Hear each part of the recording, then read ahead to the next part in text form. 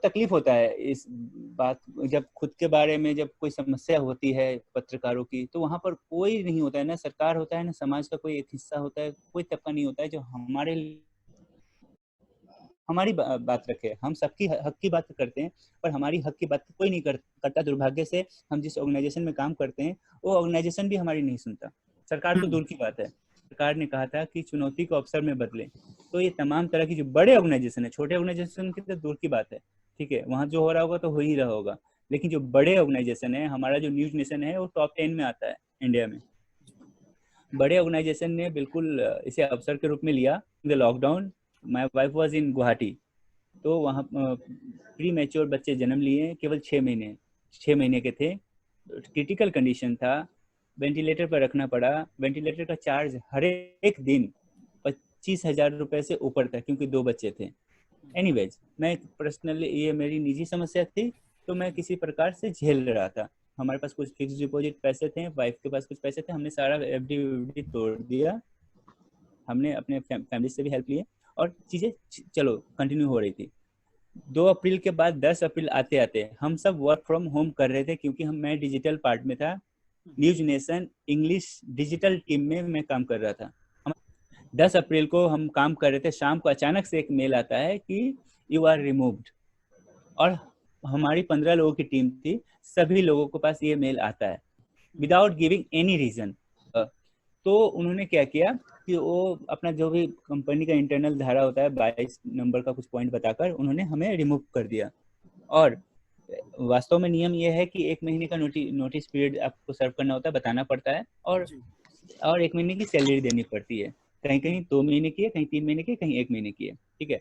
तो हमारे केस में 1 महीने की उनको सैलरी देनी थी, लेकिन मेल जब आया तो उसमें लिखा था कि basic salary. That was totally against the rule. तो अब रातों रात जब हमारे पास जॉब नहीं रही, तो फिर अब हम क्या करें।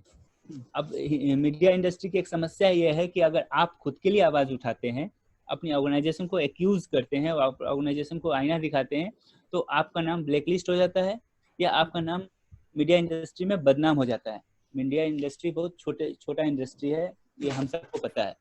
तो ऐसे में तो इस डर की वजह से भी हम लोग खुद आपस में ही हम सोच रहे थे कि अगर हम करें तो क्या करें।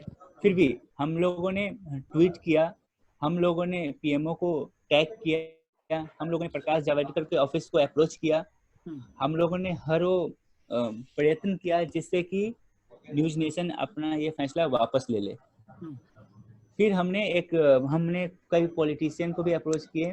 दुर्भाग्य की बात यह है कि पॉलिटिशियंस भी सब अपना पहला देखते हैं, क्योंकि हमारा जो न्यूज नेशन है वो प्रो बीजेपी है।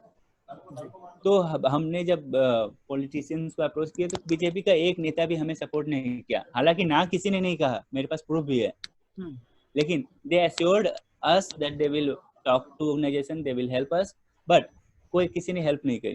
कांग्रेस के नेताओं ने और विपक्ष के कई सारे नेताओं ने हमारी मदद करी। स्पेशली मैं यहाँ पर नाम लूंगा मनीष तिवारी जी का। Manish Tiwari ji farmer IB minister रहे हैं, तो अपनी आईबी मिनिस्टर के हैसियत से उन्होंने अपने लेटर हेड से लिखकर आईबी मंत्रालय को लेटर भी लिखा। उन्होंने कहा कि ये जो इस तरह का फैसला वो भी लॉकडाउन में आप ले रहे हैं, इस वजह से 15 घर की रोजी रोटी कैसे चलेगी। लेकिन प्रकाश जावड़ेकर के मंत्रालय में से कोई भी रिप्लाई नहीं आया। फिर हम लोगों ने ऑनलाइन जो पीएमओ का वेबसाइट होता है वहां पर जाकर हमने कंप्लेन रेज किया, लेकिन उसका भी कोई सोल्यूशन नहीं निकला। इनफैक्ट एक आंसर आया 2 महीने बाद, अभी रिसेंटली आया कि आपकी केस क्लोज कर दी गई है। मतलब कि मंत्रालय ने हमारी बात सुने बगैर केस को क्लोज कर दिया। ये कैसे पत्रकार जाए तो कहाँ जाए।